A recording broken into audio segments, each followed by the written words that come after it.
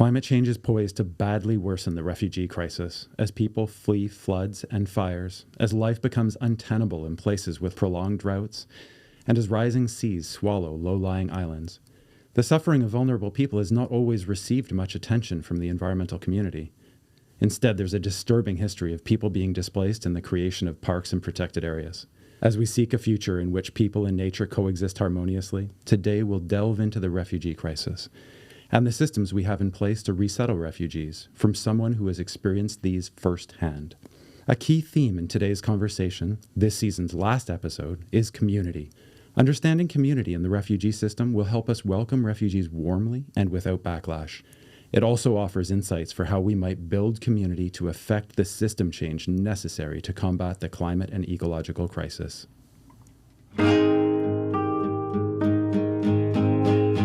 If there's a pit in your stomach from the way that we live, you want it to change, something's going to give.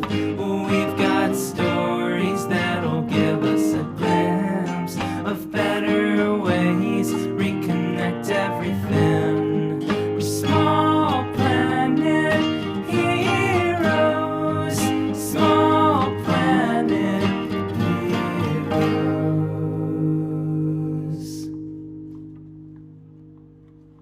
Today we're here to talk to Muhaddisa Sarwari. She's a brilliant Loran Scholarship-winning UBC student studying political science and government. And she gave a funny and eye-opening talk about her experience as an Afghan Hazari refugee in Canada and the journey that included years in limbo in a refugee system in Indonesia. Hi, Muhaddisa. Hi, how are you guys doing? I've got Dan and Maya here with me. It's nice to have you here. It's a pleasure to be here. Thank you guys so much for having me. It almost came to blows in terms of who was going to get Oh, to yeah. interview you. Like, everybody wanted to be here. So, yeah, you're very popular. Thank you. So, Muhaddisa, your TEDx talk talks about some really happy moments and some really down moments. And you, to package it for a Canadian audience, because that's who you were talking to in Surrey, you focused quite a bit on the experience of culture shock that you felt in your Surrey high school. But you were in Indonesia for years. How many was it again? 5 years. 5 years. Yes. When you were waiting to be settled permanently. And you didn't tell us that much about that experience. Can you tell us a bit more about that time in your life? Yeah, for sure. So me and my family ended up arriving in Indonesia the beginning of 2015. So it was quite a long time ago. I was a lot younger than I am now. But when we arrived there, the situation was that you basically register as an asylum seeker under the UNHCR. And it's a whole process where they basically interview you. You have to register yourself and they get to know you and why you have the need and why you're in danger and why you have to be resettled to a third country. And the majority of the refugees that do go under the UN are either Afghan or Iraqi or Iranian or African refugees as well. And it's back then in 2015, the precedent was that it would not take you that long of a time to actually get resettled to a third country. The standard was about like 2 to 3 years it would take you. And that's why once you are registered as an asylum seeker, the rules are that you aren't allowed to have formal education, you cannot be employed, you cannot own property, you cannot have a driving license. And back then, this sort of rules were sort of tolerable and people were okay with it because we knew that we would not stay in Indonesia for a very long time. Yeah, in your TEDx talk, you joke about how happy you were when you found out you didn't have to go to school. Yeah, exactly. And so I feel like there was a lot of optimism when you first arrive in Indonesia because it's such a different part of the world from where we are from. And at the beginning, it sort of seemed exciting to go into this new step where you know that this will lead you to a better life. And this is the first step that you are taking in order to take you and your family to somewhere that you are permanently safe and permanently okay. And so when we arrived there in Indonesia, there was a decent population of other refugees as well.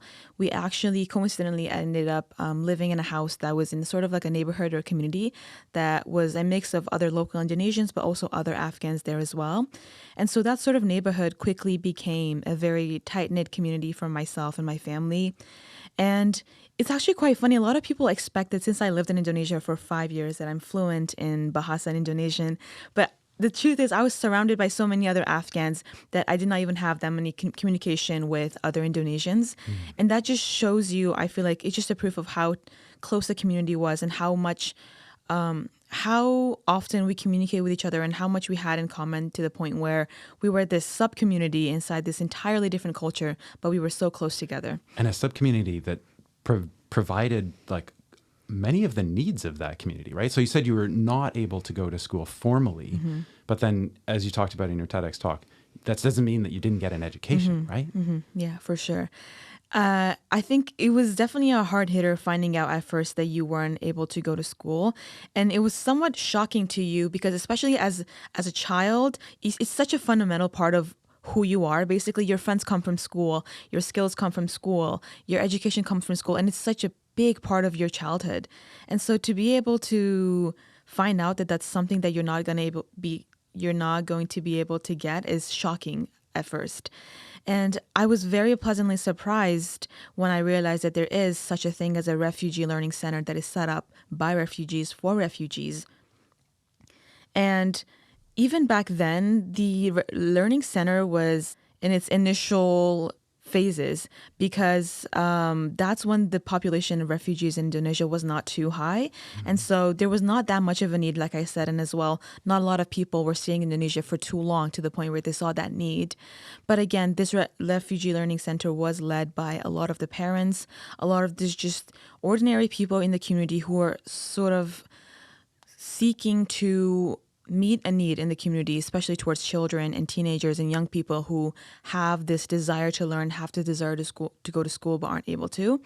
So when I first arrived in Indonesia, a lot of my involvements were within my neighborhood community with other Afghans and the learning center.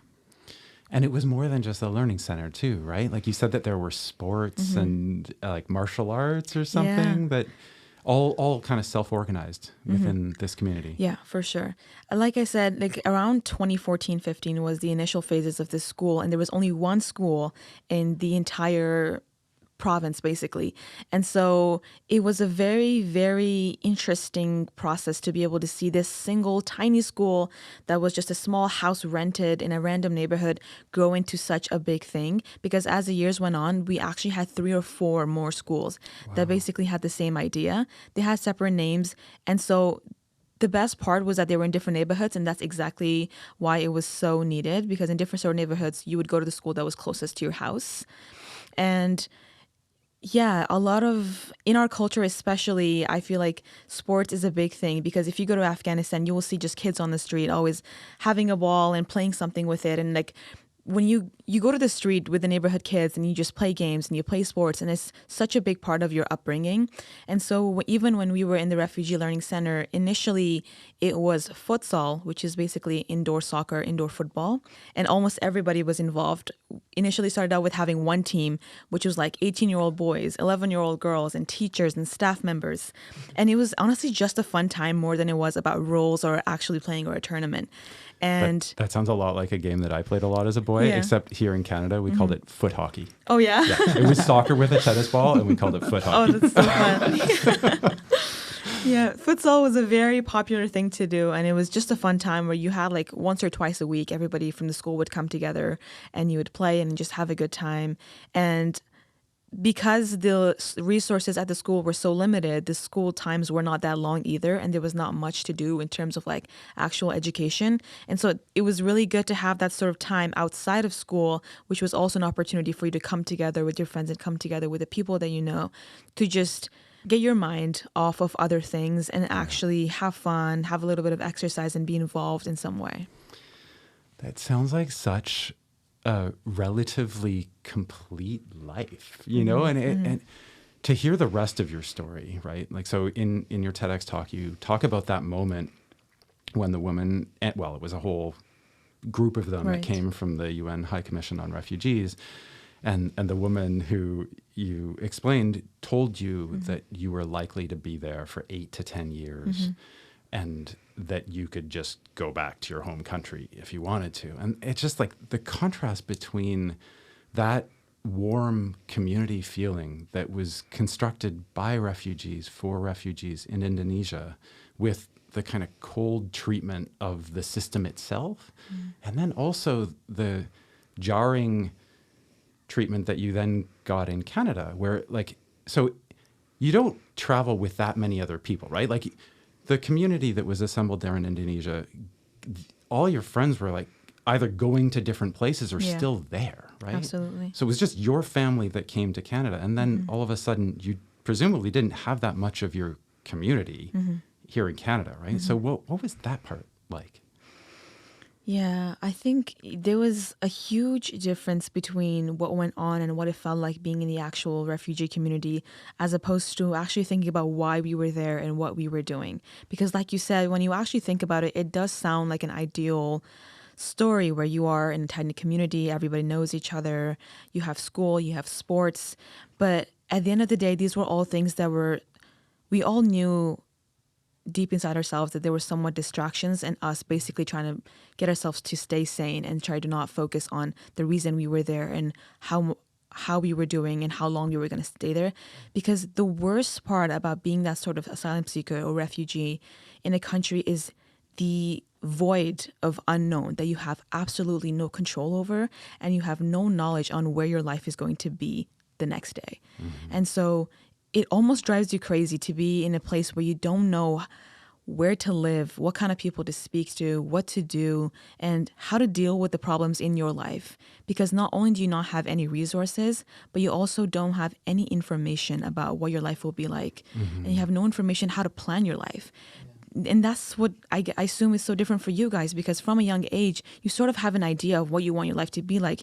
You have a dream, and you're told of this pathway that will allow you to at least explore it or allow you to go on that path.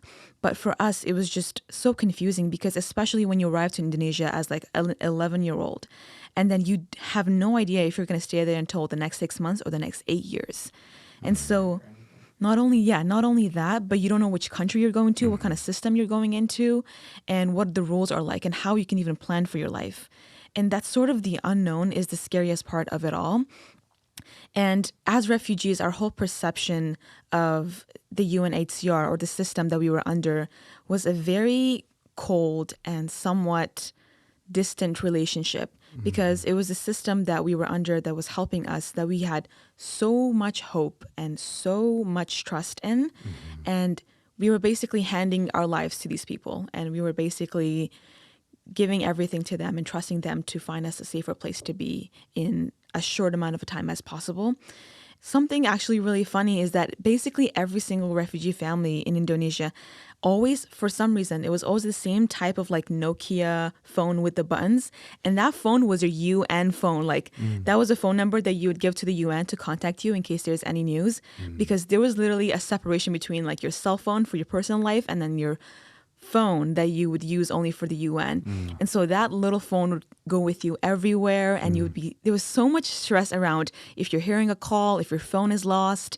And so that was the kind of relationship that it was. We were so wary of what to do next.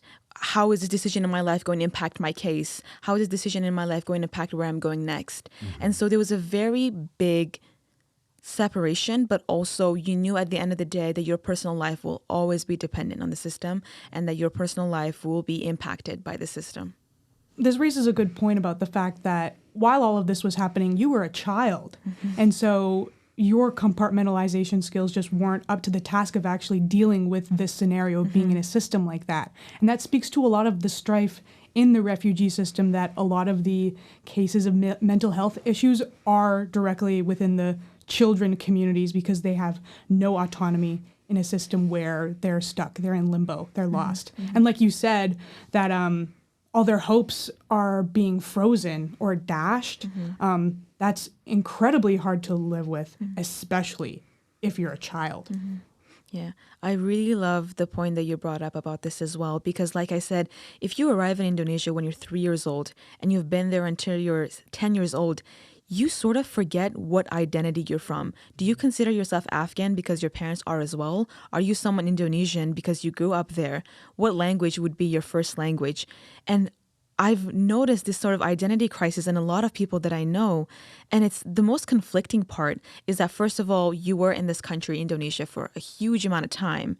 But at the same time, was this a good place for you? Was this some place that you would gladly be a part of? Or did you coincidentally just happen to be there? And so this conflicting area of, do I call this place somewhat home? What you're feeling towards this kind of place that was a source of happiness for you, a source of hope for you, but at the same time, some of the hardest and most difficult parts of your life were in this place. And that's the part that's the most conflicting, and it can raise so much crises for yourself in your head. There's so much confusion. You have no idea where you're from, where you are right now, and where you're going next. So how do you define yourself? How do you identify with who you are and where you've come from? Going off of that point, you said that you had arrived in Indonesia in 2015. I was trying to do the mental math in my mind. How old were you when you arrived? And going off of that, how many memories do you have of Afghanistan? I was 10, 11 when I arrived, 14, 15 when I came here, because my birthday was later, so I technically was in Canada. And I've never actually lived in Afghanistan because my parents left their home country a few years before I was born. So I have siblings that were born in Afghanistan, but they were very young when we actually left. And so my parents were born and raised in Afghanistan, and that's where they spent their entire childhood. That's where they got married. And so I personally also feel that sort of confliction where I know I'm Afghan, my home is Afghan, my language, it comes from Afghanistan, but I've lived in so many places where I can't even have that primary source of connection to a country that defines basically my entire identity and my entire life. So I've never actually lived in Afghanistan. I spent a couple months there when I was younger, but it's not something I explicitly remember. But it's something that's been a part of my identity for so long, and it's been something that I've wanted to get closer to, but it's been difficult. So you weren't part of the refugee system until Indonesia, but you were in other countries. Yes. My family, we lived in Iran and Pakistan as well, which was a similar situation, but it's a lot more different because Afghans who live in Iran and Pakistan live there more permanently than they do in Indonesia, because Indonesia is so far from Afghanistan and from that part of the world where you are there solely to be under the UN and to get admitted somewhere else. Like there's an entire generation of Afghan Iranians or Afghan Pakistani people who their entire identity sort of reflects Pakistan and Iran more than it does Afghan because they've been there for so long. I just want to draw to this juxtaposition. Despite the feeling of uncertainty about where you were going and what your identity was, it sounds like for the most part, you had a pretty good community, right? That you had people and you had a sense of this place that you even though you weren't sure of your relationship to it, that you still had a rooting in a group of people. And just thinking as a Canadian, when we think about refugees, as you noted in your talk, that Canada is ranked right up at the top of the list of these 26 nations for settling refugees. So we have this impression that Canada does a great job of this. The media stories that we see are the ones of the Prime Minister greeting people in the airport, and it's all smiles and hugs and stuff, right? But the reality that you told us seems to be quite different, right? That you were kind of thrown into a school where folks had no understanding of who you were, of how you were different, and a bunch of negative stereotypes. And I just wonder if you can contrast how it felt in that kind of a social context, in what was supposed to be your permanent home. It was supposed to be your home community, supposed to welcome you with open arms, they say. Yeah. Yeah, well, the whole thing with when you spend majority of your life just constantly waiting and waiting and waiting to finally get to a place, it is a moment of immense just gratitude, hope, and happiness, and a feeling of serenity and calmness just overtakes you to know that you finally have a place that you can call home. We go into a place calling it home before we've even arrived there, before we've even lived there or considered it. And that's the most amazing part. And even in Indonesia, in our community, in our school, when you hear the news about someone finally leaving, it is a huge celebration. I mean, I remember before I left, there were a couple families that left. They were part of the school. and you would gather all the kids in the main living room, in the main hall, and you would all sit down, and you would announce the person that's leaving, and it would be all hugs and tears. And it's such a huge moment where you feel so immensely happy for somebody, but it also makes you think about yourself and when it's going to happen to you, when are you going to finally get the news. And so that's also something that contributes to the huge community aspect, is that there are people who have your back. There are people who are looking for what's best for you and who are waving you goodbye as you leave this place that was a semi-home for you. And so coming into Canada, me and my family were incredibly happy, incredibly grateful. And it was genuinely a surreal moment, to the point where even like 6 months into when we were living inside of Canada, me and my older brother Abdullah, we would just look at each other and be like, is this actually our life right now? Like, are we on the side of the street on a Canadian suburb just walking to the store right now? Like, those were things that we would genuinely dream of. And I couldn't believe that something so ordinary, so average, that most people wouldn't even look towards became our reality. And so when it came on a federal level, we got a lot of support from the government itself, and there were a lot of resources from nonprofits and organizations that welcomed us and got us prepared to living a life in Canada.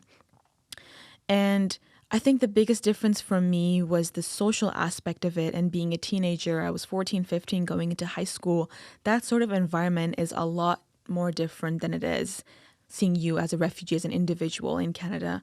And so I think the most shocking part for me was that I somehow expected that people would have an idea of what it's like to be a refugee, because I know that you hear about it a lot of times on the news, but I feel like you see it as such a distant thing where you would never expect that you on a personal level would come across a person like this. I feel like when you see refugees in the news, it is something that you would never associate with yourself, and it's something that's seen as like a foreign problem.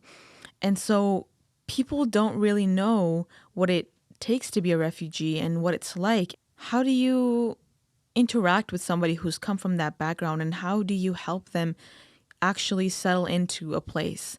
I mean, think about picking out a single 14-year-old Canadian and putting them in a random city in Afghanistan and expecting them to just right there go to school, get a job, find a career for yourself, and just assimilate like everybody else in that country. And the hardest part for me was that I was it felt like I was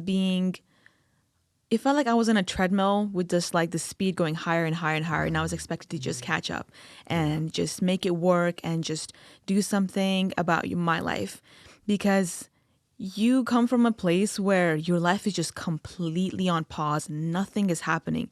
You have no growth. You have no expanding of your skills.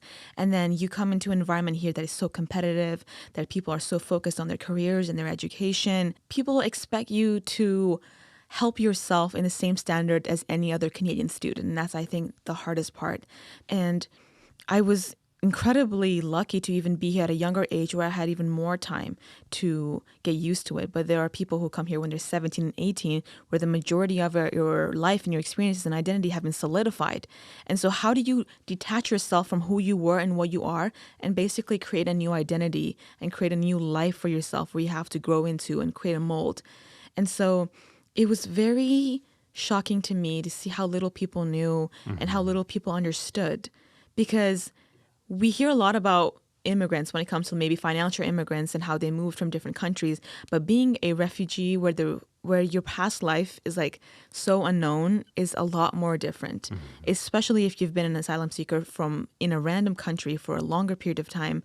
How do you expect yourself to just completely be put in a very cold new environment and just continue living life like nothing's ever happened? It's hard enough to start high school at all, let alone to come in a year into it, right? Because you didn't start high school with the other people in your grade, right? You started after a year, you're the new kid, and you're different in all these ways that nobody else appreciates. Yeah.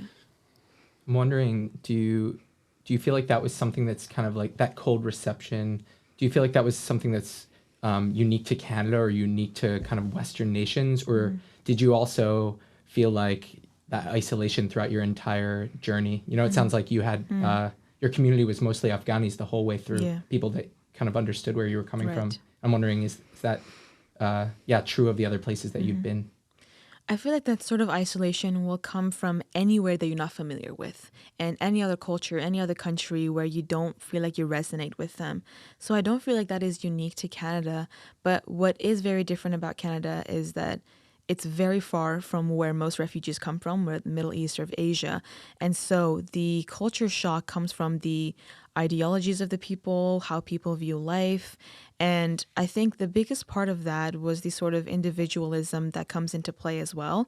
Because if I had moved to any other Asian country that was closer to where I'm from, at the very least, I would not have to worry about how people perceived me in that way or how people perceived community. But when you move into Canada or any other North American Western community, it is very different because you kind of lose the sort of wings that are given to you by your community or people who you feel like may understand you. It's such a different and far away part of the world that is not in any way connected to the sort of values, the sort of life that I lived before. And I feel like that's the part that made it the most difficult. And I know that in Canada, it is true that it's a very diverse country with people from so many different cultures. But even though there's people from different cultures, they all come into collectively into one culture, the Canadian culture, which also has that sort of individualism. It's undeniable because that's the sort of system, that's the ideology that the system encourages you to be in, the sort of education system, how the political system works, how the cities are built basically back up this sort of ideology. And so that's what's most different about it is the way people perceive each other and the way people perceive individualism and community values. And socially, that wasn't easy, right? Going from a place where you felt like you could call on anybody in your community to being your own place that was independent with walls, in a sense, that separated you from others. Yeah. No, even when I first got into high school, there were so many funny moments that I could think of where my mouth was just open at how like things were happening. Like, for example, my first day of high school, I made this very good friend and we spent the entire day, like she helped me with a lot of stuff. We got pretty close. And then our last class of the day was different classes. And so we ended our class, school ended, and I just texted her and I was waiting in like the main hallway area to be like, okay, like we're going to leave now. Let's say bye. And she called me and she was like, oh, I already left. And that was such a big shock for me because that sounds normal. But in my culture, if you spend the day with your friends in a place, you meet each other, say bye, and give a handshake or a hug, and then you leave. And so I was just sitting there like, I felt so sad because I was like, oh my God, I just wanted to say bye to her or, greet each other off and go home. But she had already left. And so those are these tiny little things that made me, it was like a learning process for me because nobody told me that people were going to do this. It was just something for me to realize and find out and work through. And it's crazy because there are these things that I was so shocked at first, but slowly I was also the one who's doing those things because I'm part of this culture as well. And that's something that I get used to.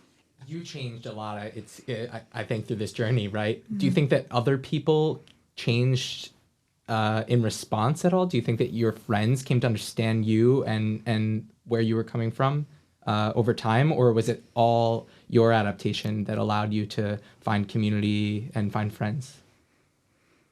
I feel like a lot of the changing was on my personal end as well, because at the end of the day, it was the majority versus the minority or the single person, which was me. And so I had a lot of learning to do and a lot of steps that I could take to, in whatever ways I could, to blend in, to at least understand what sort of culture that I was living in. But absolutely, I feel like anyone who sort of met me or came across me or became friends with me and I would tell them about my story, it was so jarring and shocking to them. And I feel like just me talking about myself and my life was a sort of learning step for them to understand that there was someone such as me that they had no idea existed before. And a lot of people had sort of misconceptions about refugees that when they first heard about me, they were like, okay, you can correct me on this. And these are things that I thought, but apparently they're not true. So I feel like there was definitely learning on both sides. But there was definitely a lot of pressure. I personally put a lot of pressure on myself to do my best to be like everybody else and sort of because admittedly, that's the only way that you can actually move on and try to build a life for yourself is to try to blend into the culture that you're in and try your best to at least be like everybody else because you think that that's the only way that you can succeed and you can move forward in your life. How much of that urge do you felt was like your teenage urge to conform to your high school and the urge to assimilate to the new culture as a refugee? Because it seems like those two dynamics could be really intertwined and maybe inseparable. Yeah, I feel like this is a sort of a dynamic that many refugee teenagers go through. It's a sort of dilemma when they move into a Western country and they're sort of thinking, like, how can I stay true to myself and actually take accountability for who I am, where I come from? But at the same time, I'm in a high school with such a different culture, with all these westernized people where I don't want to be singled out. I don't want to be the individual who just stands out for no reason. And it is a huge conflicting thing because you want to stay true to your culture, where you come from. You're proud of the journeys that you've taken. You're proud of the struggles that you've been through. But at the same time, I want to be friends with other people. I want to be blending in. I want to be having that normal high school experience that will obviously make my life a little better, a little more easier. And how has that affected your relationships with the folks that you got to know in Indonesia? You still keep up with a bunch of them, right? Mm-hmm. So for those of you who went to countries like Canada versus to other countries, as you have assimilated into different countries, do you see that producing gaps between you, like divides between you, so that it's harder to relate to the folks that you were once really close to? I feel like that's a really good question, especially because Indonesia had this very close friend group of my best friends. You're about 6 girls, and I was the very first person to actually leave. So I was the very first friend to separate, and we have this group chat that we are very active on.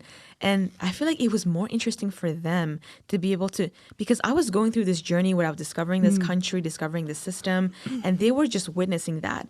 And so in a way, I felt obliged to give them advice or give them sort of what they can expect when they move into another country.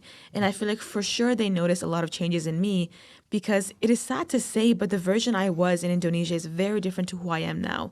Not only because of age, but also because of where I live, who am I friends with, what sort of environment do I live in, which is very different from Indonesia. And that was the hardest part for me, because these are these girls that I'm so close to and I love so much dearly, because I just feel like a strong connection to them. And you have this sort of guilt that you were able to move on. You went to school and they were not able to. And they're stuck back there where you're moving on with your life, but you're having fun, and there's nothing that they can do. I mean, what you're describing, Muhaddisa, is survivor's guilt. And the current system of refugees, since only 1% of the people in the system actually get resettled, this creates like a lottery system where, Absolutely. 1% of people will be able to be resettled. And when in the context of children, since half the people who are in the system of refugees are children, we need to make a more concerted effort to actually raise the 1%, actually increase the support, so that we don't have this issue where the community that did support you while you were in limbo in Indonesia, you don't have to leave them behind, and that you all get support. Yeah, well, there's actually good news to that as well, because even though I was the first person to leave, we basically witnessed like every one person move out of that group chat move out of Indonesia as well. After me, 2 of my friends also came to Vancouver specifically. Oh, wow. Yeah. Oh, wow. Yeah. And then after that, another one of my friends, she moved to the United States. And after that, New Zealand. Wow. And so there's one person who's still in Indonesia left, and we're all so proud of. It's not an easy thing to basically watch everyone else leave and move on with your life. It was so hard. Oh, for sure, knowing that you can't. But she's doing absolutely amazing, and we've sort of created this community where we're not as close as we used to be, because we have these huge responsibilities now at this age to move on and assimilate into our communities. And so, but we know that we have that shared experience of having that sort of very similar childhood, and we're all doing our best to create a future for ourselves and our families. And it's so inspiring for me to watch all these girls that I knew, that I just went to school with, that I had lunch with, and they're now going to university, they're now going to high school, and they're creating a future for themselves. And it is incredible to see people who had nothing, who went from having nothing to working so hard and being so passionate of creating a future for themselves and proving the people wrong. Yeah. Yeah, I mean, when I was watching your TED Talk, I was just like in awe of what you were saying, what you're doing up there, and it just speaking in this amazing, profound way, and then inspiring so many. You know, it's just moving, really. And I think that you have this power to move people, inspire people to understand other people like you, and relate to people like you. Yeah, it's just amazing. And you're not stopping here. I mean, now you're going to UBC. You're majoring in political science. I guess I'm wondering now, you know, what are your goals now in studying political science? What do you hope to accomplish? I feel like my deprivation of education just made me want to study and go to school even more. My plans right now, I definitely want to go to grad school after my bachelor's as well. And I still want to continue with my work towards advocacy and educating people even outside of school itself. And it comes to me so naturally to the point where I don't even hesitate or question if there is any opportunity for me to speak about an issue that not a lot of people know of. And that's something that's so instilled in you, where you grew up not watching anybody speak about where you come from and where you are, not watching anybody represent who you are, to the point where you have this inner desire to do that for somebody else, even if it means nothing, even if it means just a little bit. That is something that is a huge part of who I am. And it is a huge factor in steering me towards the direction that I want to go to in my future. Yeah. And did you pick political science because you know, what was the choice of that focus in particular? I mean, was it because you wanted to make an impact in migration policy, or what kind of change do you think you hope to affect? Yeah, it's actually kind of funny because a lot of the refugees or immigrants that you will always catch them studying something like sociology or political science or something that has anything to do with sort of the background that they were in. And I think that you just feel this sort of responsibility to sort of be in a position where you can learn about what sort of situation that you were in and try to help and support other people who may be in the same shoes as you. For me personally, I feel like it all came down to wanting to understand, especially in political science, where you try to understand and dissect and analyze what sort of political patterns lead to things like economic problems, lead to migration, leads to war and things like that. So for me, it all came down to wanting to understand what sort of leads to these things, and why do we have refugees? Why do we have immigrant problems? Why do we have rising populations? And so when I was in a situation where I had absolutely no clue how to address these things, and I didn't know why I was in this situation, why did it have to be me or my country to be a war-torn country? Why did it have to be me to move into this place? And so for me, it all came down to wanting to research and analyze what is the background to these sort of things. And there's a lot of pessimism when it comes to political science as well. And it's a hard pill to swallow to know that you want to be this inspiring person, you want to create new pathways, but the reality comes to it that you're just one tiny individual in this entire corrupted system. And it's a lot of pessimism as well, but I feel like what makes it great is that all these people are choosing to study political science, or these people are sort of doing what they can to lead a pathway for others to follow as well. One of the reasons that we're so keen to have you on the show is because as bad as the refugee crisis is now, it's only expected to get worse, and that climate and environmental degradation is contributing to that by undermining the basis of the land and the water to support people in ways that then allows for the escalation of social divisions that may pre-exist those problems, such that it'll cause more and more people to have to seek refugee status.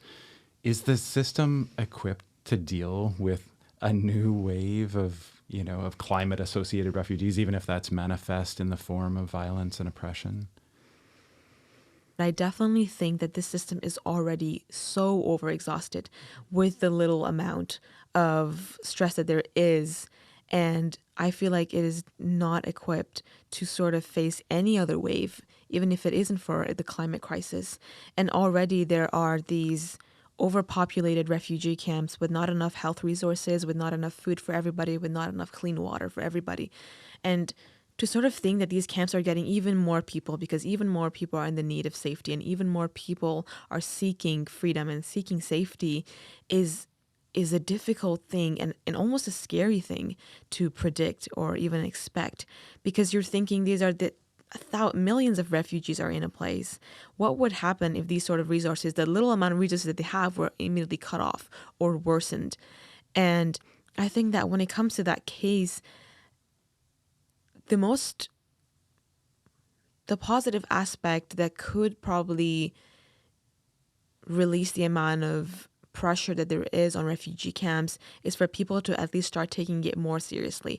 Because I feel like it is horrible, but because of the news cycle that they were in, we are so desensitized to war, to bloodshed, to abuse, to the point where people are not taking this refugee crisis seriously. People are not taking the situation in Afghanistan, in Lebanon, in Yemen, in Myanmar seriously, because we're so oversensitized to what is happening and we're so overexposed to it, to the point where we don't even see these people's lives seriously. And so to think that a climate crisis like this could even worsen a situation that is already so in need of help, I feel like the only way that it could go is for people to start taking it more seriously. When the climate crisis finally comes to a stage where it starts to affect people, yes, it is going to affect these vulnerable people the most, but it's going to affect all of us. Any part of the world that we're in, no matter how rich we are or whether we're refugees or not, we are all going to be impacted by the impacts of pollution and the climate crisis and climate change. And so I feel like it's horrible to say, but people only start caring about a cause when it starts to impact them as well. So if people start to resonate more with this sort of issue that's also impacting them, I'm hoping that it could create some sort of spotlight for these vulnerable people to also be given the support that they need. I think going off of that dynamic, one specific thing that limits the intake of refugees is the limit that these countries will put on. So something that climate change could exacerbate is the resources that, maybe in the case of Canada, we have limited yields. So that may mean that we have to decrease the amount of refugees that we intake. So I think another thing that we have to start considering is maybe just making a concerted effort to divest from the ideology that you can only help people if you have abundance in your own country, because that abundance may not exist for us in the future, and we may not be privileged enough to have access to it as well. Yeah, I think that's one of the problems that's always spoken about in Indonesia as well, because Indonesia is one of the most populated countries in the world, and they're already facing problems with their local people, with poverty and a lot of health issues. And so I feel like even the intake of refugees in that country is going to be a problem as well, because yes, it's true that this country's local people are also suffering, but where do we put all these other refugees who have literally nowhere to go turn back to? And it is not an issue of saying that we have problems of our own, you can go to another country, because at the end of the day, there's only so many people that you can take in, and there's so many other countries that there are to even provide support for these people. And I feel like that's the thing that's most terrifying, is to think that what even is the capacity of countries taking in refugees and providing them with a minimal amount of resources and support. Our broader organization, CoSphere, stands for a community of small planet heroes. And our purpose is to help people be a voice for change, right? To enable them to bring about changes in problems that are like this one, and how they're all connected, right? So the refugee crisis, as it's connected to the climate crisis and other environmental problems. A key part of this is building that sense of community so that people feel like they're in it together. You've had a background where you've been in so many different communities, and sometimes you've felt that sense of community, and sometimes you've needed to change yourself, I guess, to fit in order to feel that sense of community. Do you have guidance for how do you build a sense of community in folks? How do you make people feel like they belong? I think a very big factor in community building is trust as well, and the amount of trust that you can build not only between individuals, but in your entire community system as a whole. Because when you are in a very tight-knit community, you are basically trusting other people with your life, and you're trusting other people to keep you safe and to be good citizens to you as well. And so when you're living in a neighborhood or in a community where you do not know your neighbors, you do not know who's in the community, you sort of have this sort of distrust or sort of suspicion. And once that is erased, only then can you be able to have a strong community. And Another part that plays into this is this sort of mutual understanding, or at least having an open heart and open mind to know that you are not the same people. You do not come from the same place, nor will you end up in the same place, but still finding those little similarities that you have with each other and building connections based on their similarities. Because I feel like one of the biggest parts that this sort of individualist sort of culture in Canada also comes from the fact that we think that we have to be the same people as other people in order to connect. We think that people have to be the same, from the same country as us, speak the same language as us in order for us to understand. But merely the fact that we're all just citizens of Canada, or the fact that we're living here in the same neighborhood, should be reason enough for you to be able to open your heart and open your mind to be supportive and helpful to other people. And I feel like that's what's missing in places where you don't find a lot of community building, is that people do not trust each other, and also people do not feel the need or the desire to open their minds and actually listen to other people and see who are the people that they live with, who are your neighbors, what kind of people they are. And so it is very, very essential for you to have this sort of mutual understanding where, yes, we are different, but I see that I want to basically coexist with you and be able to help you out when you need it and support you when you need it. Beautiful. Thank you. Thank you so much, Muhaddisa. You were really wonderful. Yeah, your story is inspiring, and we're so grateful for your time and willingness to speak so much about yourself and your experience and your insights into, humanizing people, humanizing refugees. Mm-hmm. Thank you. I really appreciate you guys for having this sort of space where I can even come in and to, like I said, opening your hearts to me and to listening to my story, and having even that willingness to understand somebody who's so different from you is so important. And even something as small as having these conversations and letting other people hear them is a crucial part of, like you said, humanizing refugees and making people understand that these are not just people you see on the news. These are people you interact with, people you make friends with, and people you meet on your journey of life. And so I really want to thank you guys for creating this conversation, creating this space for us to come together and to open your heart to my story and where I come from. Thank you for listening to this episode of Small Planet Heroes. Small Planet Heroes is a production of CoSphere, a project of the University of British Columbia. UBC is situated on the unceded territory of the Musqueam First Nation. Our guest this week was Muhaddisa Sarwari. To watch Muhaddisa's TEDx Surrey talk and learn more about her story, see the link in our show notes.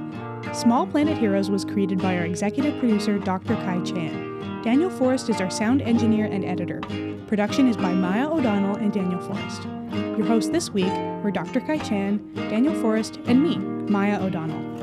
Our show coordinators are Claire Price, Vi Manahara, Vanni Gupta, Katie Catherson, Claire Armstrong, and Hannah Punja. Special thanks to Jai Ranganathan for his guidance.